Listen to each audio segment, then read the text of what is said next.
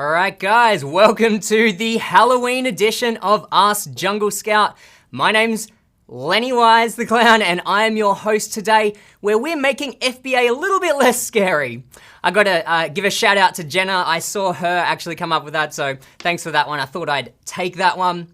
On today's show, like always, I'm gonna be answering your top FBA questions. So if you do have any questions for me, make sure to drop them in the chat box below. To kick things off, I'm gonna answer a few pre-submitted questions to the team. Following that, I'm gonna jump into the chat box where I'm gonna answer your questions live. So don't let the costume distract you too much. Let's dive right in. All right, so the first question was from Bhupesh Giri. Apologize if I got your name wrong. Hi, I don't have that opportunity finder in my Jungle Scout. Is it available to everyone now? This is a great question, and it's referencing a brand new feature that we just launched for Jungle Scout that Greg announced live on a webinar just the other day. And that one is Opportunity Finder, which is a brand new product research tool, which we feel is really gonna revolutionize, it's a difficult word, how you do product research. It wasn't ready on the day that we announced it on the webinar, but I have some great news that it is actually live in Jungle Scout now, as of I think a couple of hours. So if you are a Jungle Scout member, head to the Find Product section of your account and you'll be able to try out Opportunity Finder. All right. So, question from Sargis. Hi, Famous Lenny. I have two questions. First, would you please share some info about what kind of shipment packaging is available instead of palletized shipment? And will I be charged for the weight of the pallets if I have to use pallets? Second, what is the proper way of sticking labels on the shipping packaging and where should I get the labels? Thank you in advance.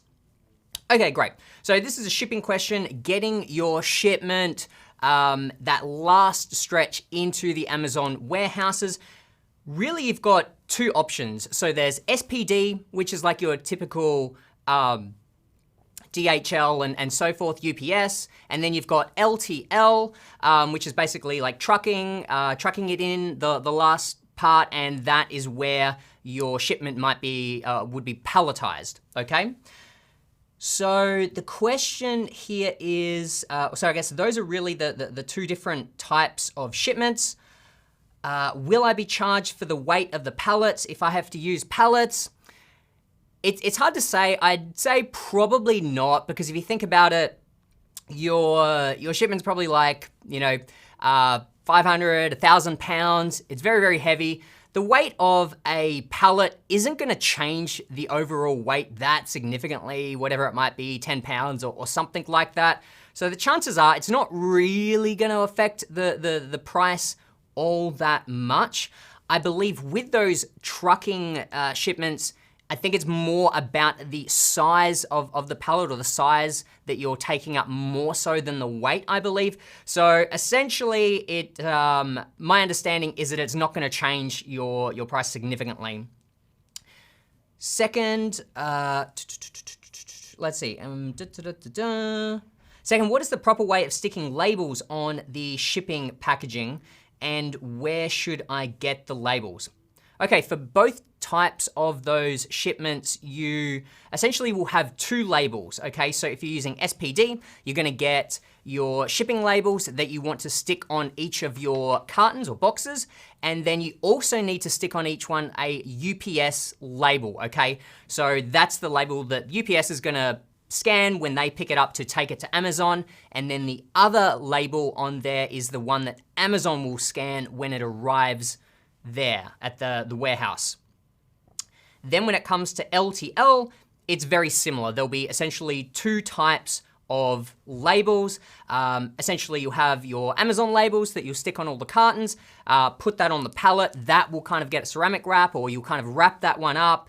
Then essentially, like on each side of that, you will then have another type of label, and that's like your trucking service label, okay? So hopefully that gives you an idea of like how that process works. let's see if I answered the question. Where should I get the labels? You can get both of those through Seller Central when you book in that shipment. Alrighty. Kyle says, hey Lenny, what products can't be sold on Amazon? So I just added in a little slide here. This is from Amazon themselves. You can actually, I think if you just Google Seller Central restricted products or Amazon restricted products, it'll take you to a page that displays a little bit more information, but at a glance, these are the restricted products. You can click on each of those to kind of get some more information about that. But I believe if you do a Google search for that page, that information will be displayed. All right, Joe asks, hi, is the recommended giveaway a figure for each day or a longer period? So what Joe is referring to here is within our Keyword Scout tool. And it's this recommended giveaway field here. So for every keyword, essentially what recommended giveaway means is we recommend you would need to make 30 sales per day in order to, 30 sales per day for at least, or for around 2 weeks. So this is per day for around 2 weeks in order to rank on the first page of results for that keyword. So I hope that clears that one up. All right, and lastly, we have a comment here from Angelina. Greg, you're awesome for sharing all this valuable information. I wasn't sure if I was gonna go with you or with your competitor, but after seeing these videos, I entirely wanna support you and I'll be getting the $400 program you released as well. I'm all for Team Jungle Scout and you're great too, Rolando. Thanks for the lovely comment, Angelina. So she was referring to an episode of the $1 Million Case Study. This is a public case study where we publicly launched a product on Amazon. You can go over to YouTube and check that one out. There is a ton of valuable information in there. As Angelina says, very, very transparent. We cover all the steps from A to Z. Really consider it an entire FBA course. So definitely check out the $1 Million Case Study. And again, thank you, Angelina, for the glowing review and comment. And that being said, speaking of videos or Greg's webinars, at the moment we're doing 8 weeks of product launches, launching brand new features within Jungle Scout. We've got two left, with the next one this coming Tuesday. And so make sure you check that one out with Greg to learn about the latest feature that we're gonna be launching on Tuesday. And here is a sneak peek. Jungle Scout's just getting better and better. We started off with just product research, then we added keyword research into sourcing, launch functionality, and now we're releasing brand new features every single week for 8 weeks. All right, I hope that got you guys excited about that one. Again, make sure to tune in to our latest feature release this coming Tuesday. Now I'm gonna dive into the comments and answer any of your questions. All right, I'm gonna address it. I wanna see what people are saying. So RSA is saying, hi all, hey Lenny, you look great, thanks. Let's see.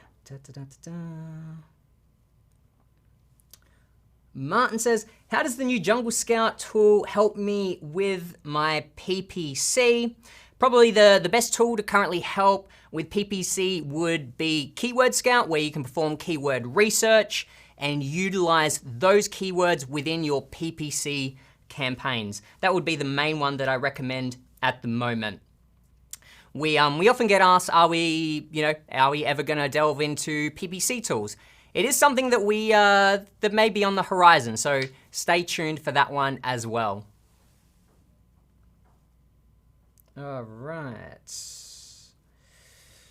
Joe says, ask Pennywise. Absolutely. Make sure you drop your questions in the comments below. Okay, so I've got a question here from Heather. When setting up an Amazon seller account, do I need to have my LLC set up and EIN number to include, or can this be updated later? So Heather, you can actually just start as an individual. You don't necessarily need to have an LLC started or set up at the beginning, you can change that later. You can begin as an individual, and then when it makes more sense to you, you can change your kind of structure or your entity. Let's see if I go back down to the bottom. All right.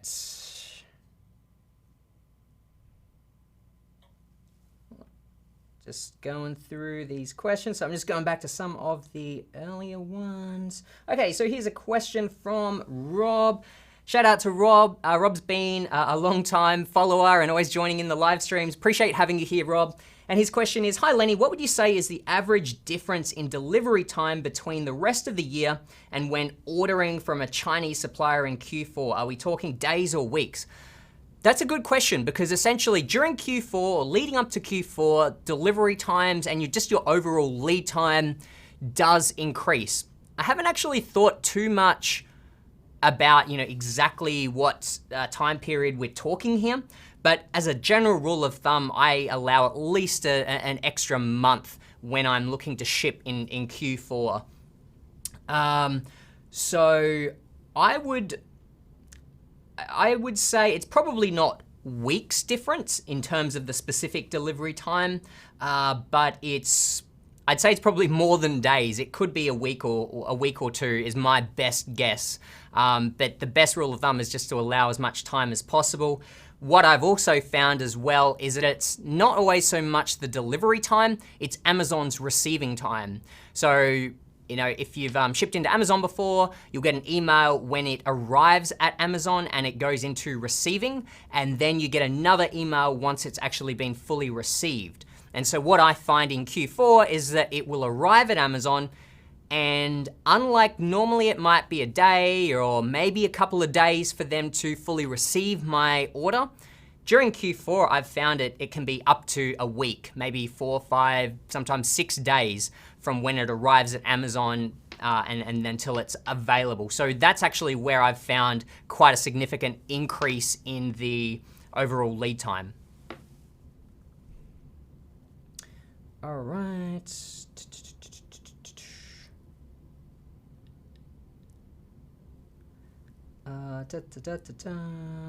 Okay, so I've got a question here from David who says, new seller, do I always need a freight forwarder when ordering from Alibaba?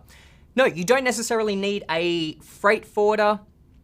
Let's see. So essentially there are kind of like two main ways to go about it. You can use a freight forwarder, or you can go through kind of a smaller type delivery, such as like UHL or DHS and that kind of thing, which you can get your supplier to organize for you.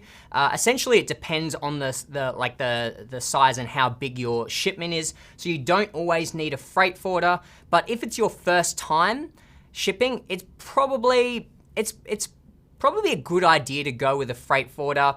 I wouldn't say it 100% of the time, but from my experience, just going with a freight forwarder makes all the process a lot easier. It means that you don't actually need that much knowledge to know all the steps, because essentially like the freight forwarder will work with you and explain everything you need to know and kind of hold your hand throughout the process and customs and so forth. So it's not needed, but I'd recommend it. All right, let's see. What other questions have we got here?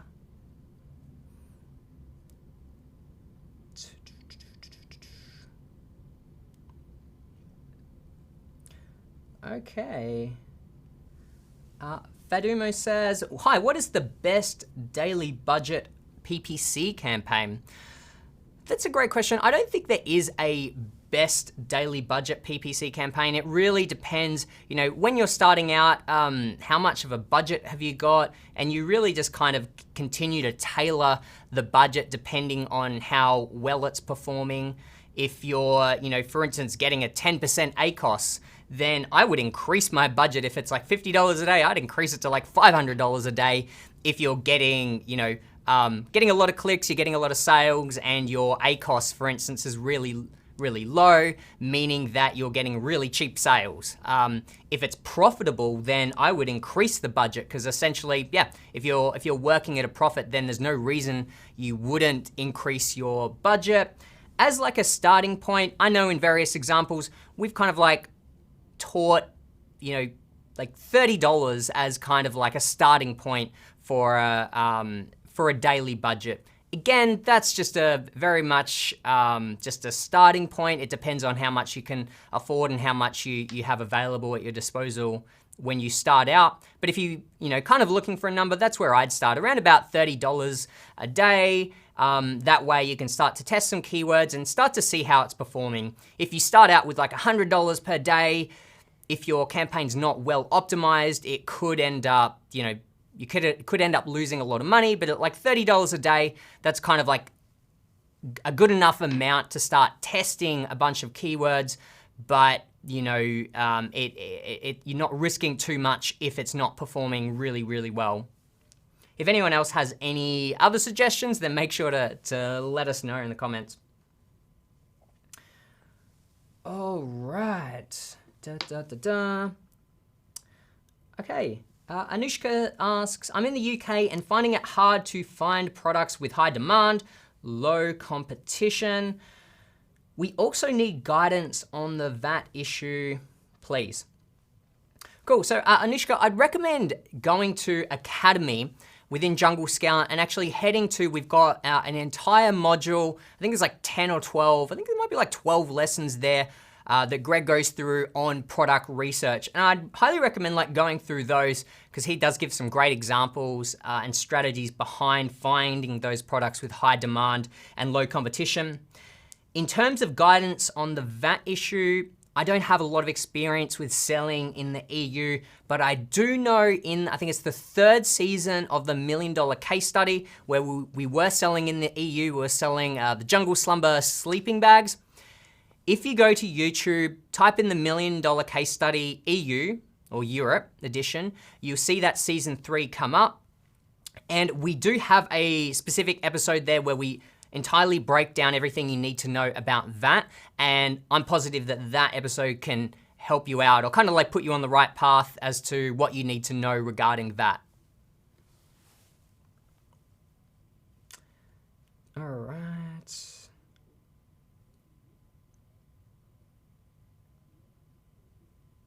Okay, what's this one here? All right, so this one's from Festive Countdowns. Question, I had a good selling item, 2 to 3 per day, but I ran out of stock and my supplier was super busy and only got my stock after 60 plus days. Now my sales are like 0 for that product. How to fix this? Okay, great. That's reasonably typical if you've run out of stock for like 60 days or even half of that. It is likely that you're gonna lose your rankings and you do need to essentially give your listing a bit of a kickstart. You just need some sales to get it going. So you need to just find a way to get that sales velocity happening again. That could be lowering your price and turning on PPC. That could be doing a giveaway using a tool such as our launch tool within Jungle Scout. Doing something like that, essentially, yeah, you just need to kind of get some initial sales going, and that might mean doing it at a break-even point, lowering your price, just doing whatever you need to get sales going for at least a few days, and then you should start to see your ranking climb back up within the organic search rankings. All right. All right, any more questions, guys?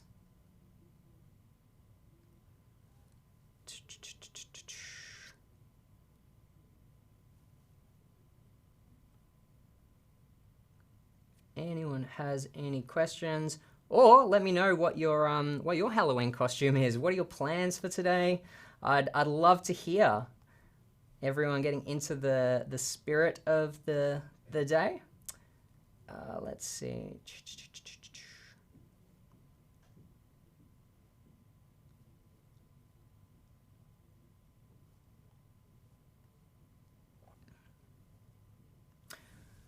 Okay, so Jeff asks, is there a way to get the emails from our customers from Amazon, or is it better and easier to get it from our own website? Essentially, kind of the black and white, like the answer here really is no, you can't get your emails from Amazon. They essentially, their intention is that you don't get emails from their customers. They deliberately mask that. There could be like some black hat ways to kind of get around that, but I personally wouldn't recommend it. We always recommend, and I always personally recommend just kind of like, playing by Amazon's rules. But if you do acquire customers and, you start building an email list or whatever else off of Amazon, then you can collect emails that way, okay? So it needs to be done off of Amazon. You can't get it through the Amazon platform, or I wouldn't recommend pursuing any ways that, do that.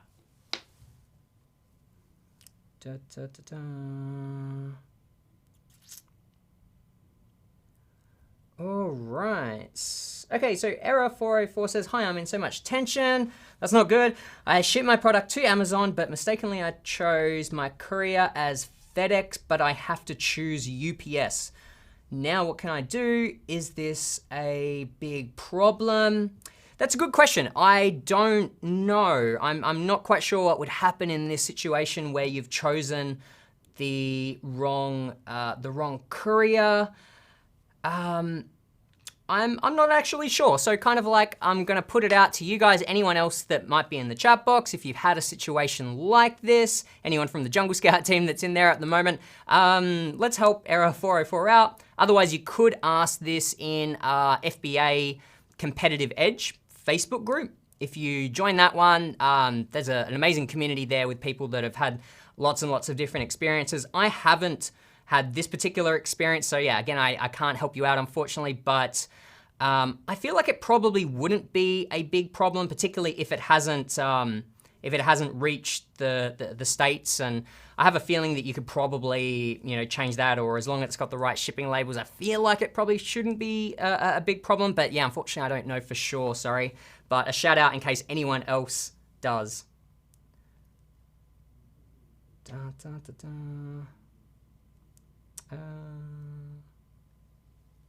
Okay, well, there's a few comments coming in. So, hi, I am launching a product that's the key differentiator between it and the competitors is that I'm offering it in several colors. In the main product photo, am I allowed to show several variations? That's a good question. I believe as long as it is just the product itself, just following Amazon's guidelines in terms of white background, you want the image to take up most of the image, at least 85% of it. Yeah, so white background, it's just the product itself. You're not misleading customers. I think that should be fine.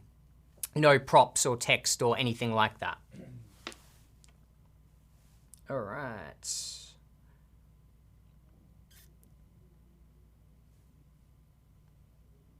Cool, or should this just be in the description and the other photos? You could potentially try both. I mean, normally when I've seen variations or sold variations myself, I just kind of have the main image as just usually like my main variation, the one that's most popular, that I anticipate being most popular, and then I kind of show variations in the images themselves. Because essentially each variation will have its own listing. It's called a child ASIN. So each one will have its own listing and it can have its own photos. So if you've got like red, white, and black, then on the black listing, I'd normally just kind of show all the black variations, and then the same with the white and the red, just show that relevant color within each of its own listing. But at the same time, you could include one photo. You could perhaps include one photo in each of those variations that shows that you can get it in multiple colors. All right.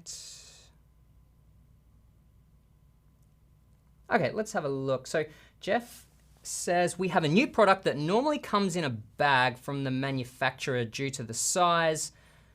Will Amazon automatically put it in the appropriate size boxes?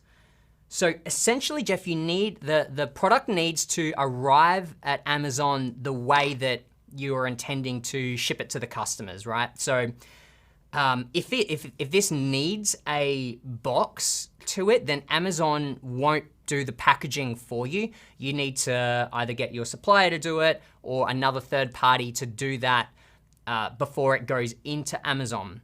If it is a product and it's secure and it can just be shipped to the customers within that bag, then that should be fine, just as long as it's not like open and it could fall out and so forth. It kind of needs to be secure, and it obviously needs to kind of have your FNSKU barcode on it.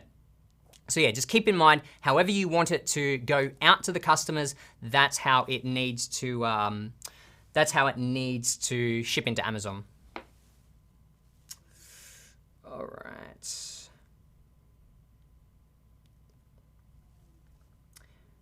Okay, Festive Countdowns asks, can I just get your launch service or do I have to get the monthly plan for Jungle Scout to boost my non-selling product that dropped ranking after 60+ days out of stock? Okay, great question. Essentially, the Jungle Scout comes as one entire package. So with that one, you do get all of our product research tools, you get our sourcing tools, supply database, keyword research, our launch tools, which also includes email campaigns. We're as I mentioned earlier, we're adding a whole bunch of stuff at the moment. We've got sales analytics that's live. So essentially, Jungle Scout includes all of those under the one price. So essentially, that's how you get access to the launch. But I'd encourage you to check it out if you haven't already. I have a feeling that you'd find some other tools in there that will really help you out. Things like the sales analytics is one that I'm really excited about that we only just launched recently. So with that one, you can see the true profits of your business. That's one that I can see being used all the time. You know, we're always wanting to check our sales, coming in every day, refreshing, seeing how many sales that we've made for the day and how we're going for the month and so forth. And then, you know, also things like Keyword Scout would really help complement you with your, you know, relaunching your product as well, because again, you can use Keyword Scout to find the most relevant keywords for your product, or you can look at what keywords are performing for your competitors, and you can put those into PPC campaigns. And then the PPC campaigns will be helping you get sales and basically helping your listing, rank again. So I think you'll find that there's a variety of tools in there that would actually help you out. But definitely check it out. We find that we've got a very, very competitively priced product that includes all these tools. So yeah, I suspect if you check it out, you won't be disappointed. All right. Andrew Diaz says, "Oh, I got skipped. I'm sorry. Let me go back and see if I can track down your question, or perhaps you could paste it in again. Let's see. Looking for Andrew Diaz. Okay, here we go. Every time my item starts to sell, Amazon makes my item inactive for some trivial reason. What's the best way to avoid this since Amazon does not send emails or notifications out prior to this?" Yeah, this can be a tricky topic because unfortunately, Amazon doesn't always have the best communication, or they don't always give you the reasoning behind why they do things like making your item inactive. For me personally, I haven't had too much experience with this, but what I've found is that you just essentially need to kind of call them up, inquire more, and just keep talking to people to find out exactly what has happened. One example actually happened to our Jungle Scout, our Jungle Creations account. So for those of you that have been following the $1 Million Case Study, we sell these baby hooded towels. And essentially, quite recently, our listings actually got deactivated, and we got this message saying, this random message that said, if you want to be selling pesticides, then you need to go perform this test, or you need to register and blah, blah, blah. You have to do all these things in order to sell pesticides, which is crazy because they're like baby hooded towels. They're not pesticides. But upon investigation, it basically turns out that I think it's one of the words in our listing was, what is it? Antimicrobial? Antimicrobial? That word. But essentially, it looks like they must automatically be scanning listings for certain words. They saw that word, and basically they just flagged that as like, okay, that's obviously a pesticide. And so Rolando from the Jungle Scout team got on the phone with them, as like trying to explain the situation. Like, dude, this isn't a pesticide. This is a baby hooded towel. But in the end, Rolando ended up basically jumping through a few hoops, had to do a test, and basically now we're approved to sell in pesticides. But it's kind of like an example of exactly what you're talking about, where they'll make your listing inactive, or they'll like ping you for something and they won't explain why, and you just kind of have to keep chasing up with them. So long term, I don't know the best solution. Maybe some other people have some better strategies in terms of how to resolve these things quicker. But from what I've seen, it's just a matter of calling them up and trying to find out more information, and just continuing to follow up until you get a resolution.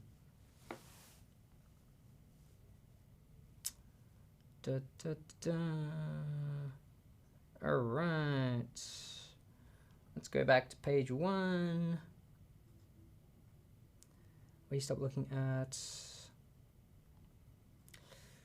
Jeff says, is there a point where you stop looking at search term reports after selling for 6 months, 12 months, or do you always modify it monthly or every so often? Yeah, that's a good question. So for those of you that don't know, a search term report is a report on Seller Central that breaks down your the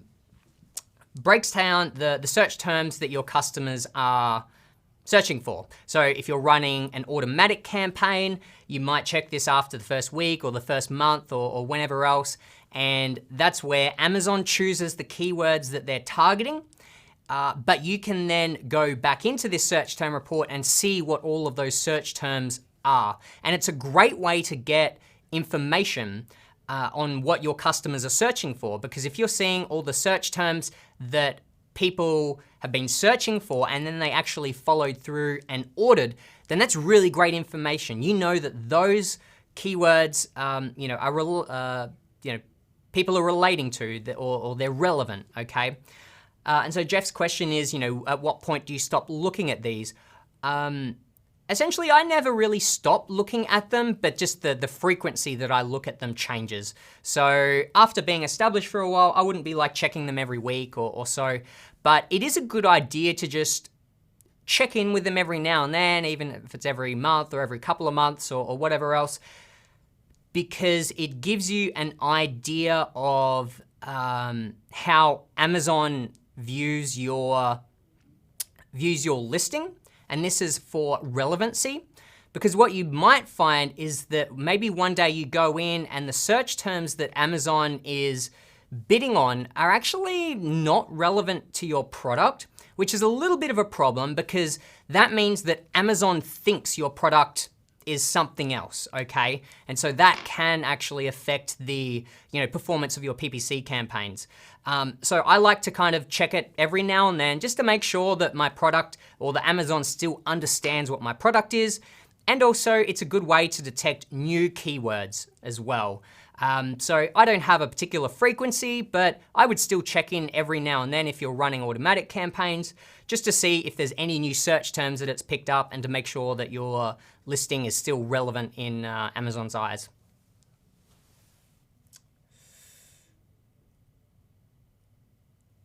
All right.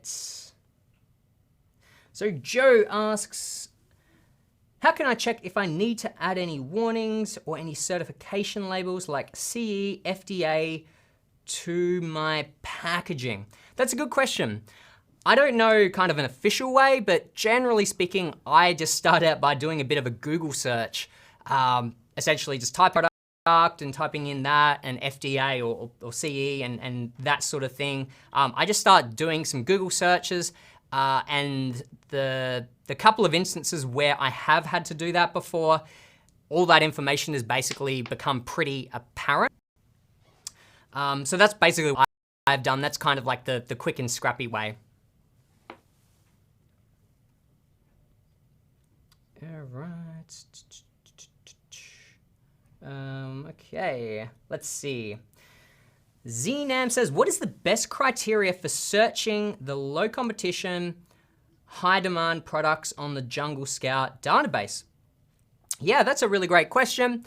So essentially, you know, what we talk about a lot as a starting point, and keep in mind, this is just or it changes and so forth.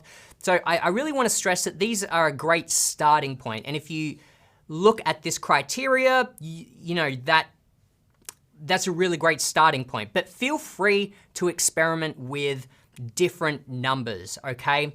I mean, I've seen instances where people will go for maybe only 200 sales per month, a little bit less demand. Hey, Anushka says, JS, pretty please make session 1 of the $1 Million Case Study Europe live again. The first video has not been available since last year. Our apologies for that, Anushka. I actually am aware of that. That was on my list of things to do. Unfortunately, I don't know what happened. There was some kind of weird technical issue or somehow it was accidentally deleted.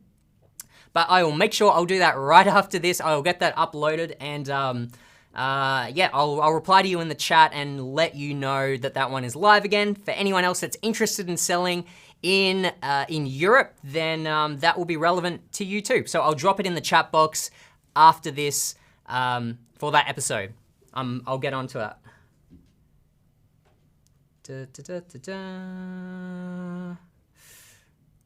All right. Does JS get provisional patents? Do you think they are worth the cost and hassle? Thanks for the question, Nathan. Unfortunately, I'm not a subject expert when it comes to patents, so I can't really give you any ideas on this, but I thought I'd shout it out in case anyone else can help you out. Feel free to help out Nathan in the chat box.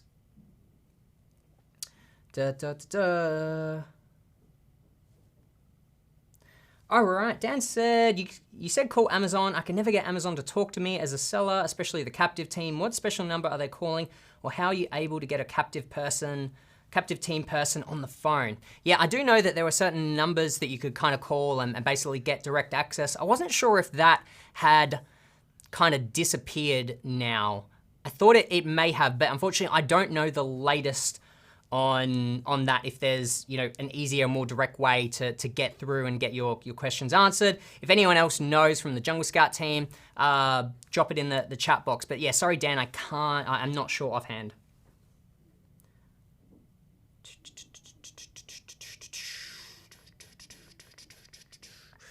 Alrighty. Danny is saying this is spooky. All right, if I go back down,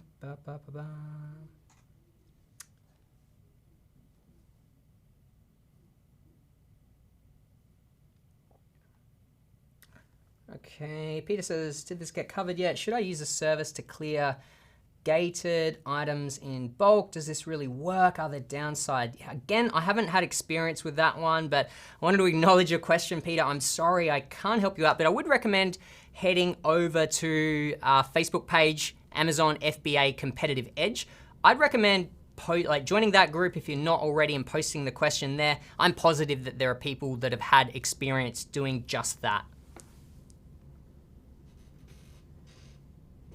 All right, and to come back to the previous question, Kerry from the Jungle Scout team says you can also ask for a specialist or just ask the captive team.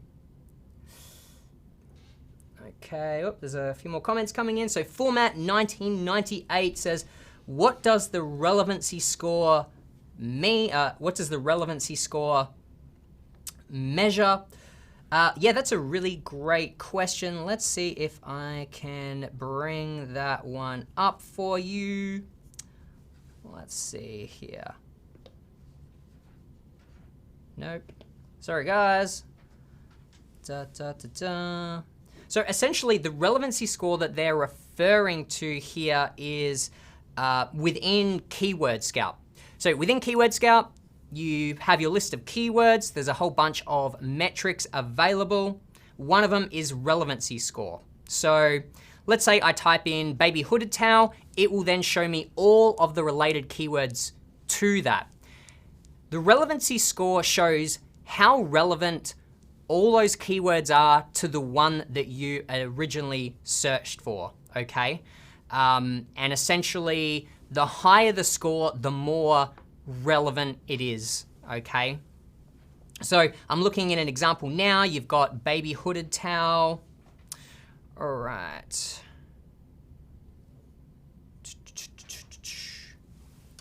Just before I continue, can you guys let me know if you can hear and see me all right? I want to make sure that you guys get the full experience of this costume, but I'm not sure if we're having some internet issues. Could you just give me a yes, or let me know if you can hear and see me at the moment? I'll just like hang on a second before I continue. Da, da, da.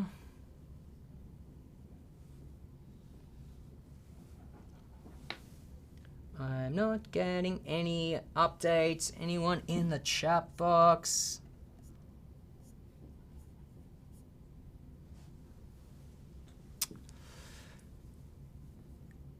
Apologies for this technical delay.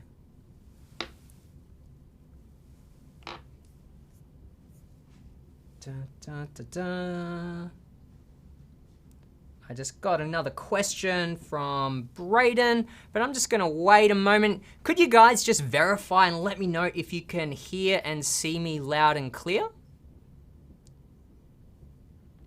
All right, okay. My apologies for that, guys. So, all right, let me continue on. So, okay, wonderful. Carrie says she can hear me. Castrinos says, and see me. Okay, wonderful. All right. Where am I at? Actually, I might just quickly jump to my screen share. Let's see if I can. Nope. Might go to my split screen if I could.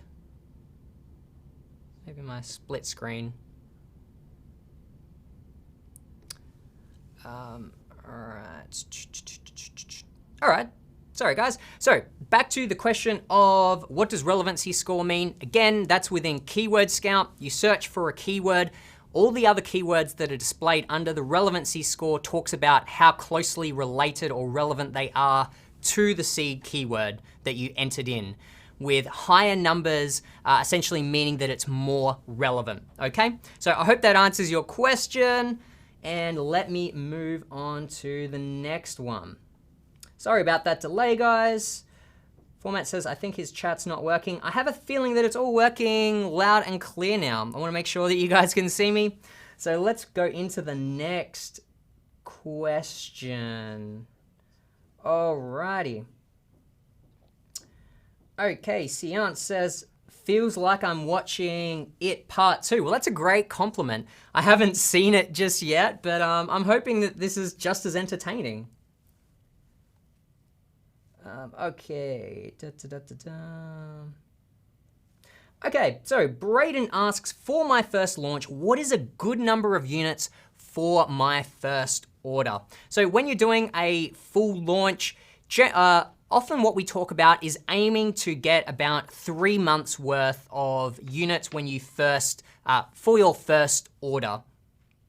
Because let's say you've got typically a lead time of, let's say it takes like 30 days for your product to be manufactured, or maybe a little bit longer for it then to get shipped into Amazon. Then essentially you're probably gonna be doing deep discounts or offering giveaways, and so you're gonna be trying to, you're gonna have to allow a certain number of units for that kind of launch marketing budget just to get sales kicked off. You then need enough units to then essentially have enough units left in order to cover the lead time of getting more products or that next shipment sent in. This is where we sort of come up with 3 months worth of inventory. If you can afford to get 3 months worth in that first shipment, then that should hopefully get you by until you get that second shipment in to try and avoid running out of stock. And then what is 3 shipments worth? or like what is that number? Basically, it depends on, your product research and how many units your competitors are selling per month and how much you anticipate on selling. So maybe that's 300 or 400 units per month. You would then multiply that by 3. So hopefully that gives you kind of a ballpark figure to begin with. Okay.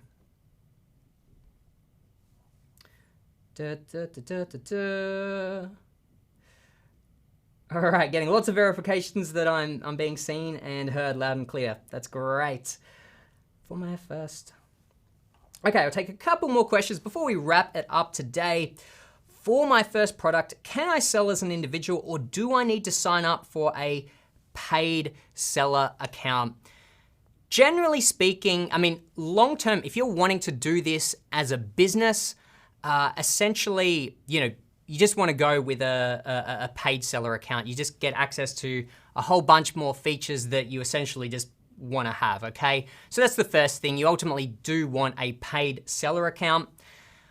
What I have heard people do is that they'll start off as an individual account so that they're not paying the $40 per month to start with, and then as soon as they're ready or when they're closer to sending in their product and they're ready to launch and they want to set up PPC campaigns and so forth, they'll then switch to a professional account. So that is one option if you are strapped for cash. Personally, I've never worried too much about that because for me, I've always found that there's usually a pretty short period of time between when I'm setting up my account or when people are setting up their accounts and then they're actually wanting to utilize all the professional features. So you could do either one of those options. You could start as an individual and then swap to a professional when it makes sense, or you can just dive in and go for the professional one.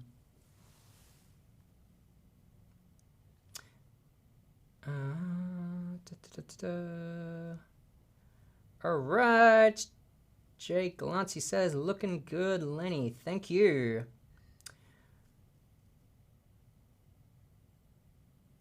Right. Cool, yeah, so Amy was saying, Lenny, 4 months is not a quantity. Cool, hopefully you understood by maybe that was before I finished answering. But yeah, I'd say at least 3 months. But I know that's not a quantity. The quantity depends on your market. So I'd go by like, what's the average units sold on the first page of results for your product? So if you're selling a yoga mat, you might see that on the first page of results, the average, sales per month is 500. And so in order for you to be displayed on that first page of results, which is what we all want, essentially, you want to get ranked on that first page, you would need to be doing at least 500 units per month. So that's where I would get that number from and then times that by 3 and get your 1,500 units. So it comes from your product research and is dependent on your specific product. So hopefully that helps you out. All right, what's this one from Dan? Yes, do trademarks. Yes, do trademarks if you own the product name and the .com, and then register your trademark with Amazon Brand Registry. That gives you control over anyone else trying to add your trademark name. Cool, that sounds like it might be a question an answer to someone else's question, but that sounds correct. You definitely need a trademark if you want to do brand registry. Lenny Wise, what a good costume. And I knew it. Thanks from one clown to another. Cheers, mate. All right. What's this one? Is there a way to tell if a drop in impressions is due to traffic for that keyword or increased competition for bids? Yes, there is a way to tell. There is a way to tell, and essentially it means increasing your bid. I'd increase my bid, and if you increase your bid and you're still not getting impressions, then I'd say, yeah, it might be due to traffic, or it could also be due to relevancy, which is what I was speaking about before, where if Amazon deems your product not relevant to the keyword that you're searching for, you may not be getting impressions on that one. So that's where I'd be checking things like the search term report for your automatic campaigns, and seeing if all the keywords there are relevant. But yeah, probably the most common and simplest thing is just increase your bid, because potentially your competition is increased and now your bid is too low. I think I've found that's often what happens. All right. Cool, guys. Well, hi Lenny, thank you for your time and your help. Greatly appreciate it, and happy Halloween. Happy Halloween to all you guys out there. We might wrap it up today as we've almost hit the hour. It's been my pleasure answering your questions. I hope it's given you some value. If this has been valuable, maybe a little bit entertaining, then please give me a big thumbs up below this video. And if you haven't already, please do me a favor and subscribe to this channel. Maybe even hit the little bell icon below so that you get notified every time we post a video or that I go live. Us Jungle Scout will be coming to you again next Thursday at the same time. I look forward to seeing you guys there, and all the very best. Take care, guys.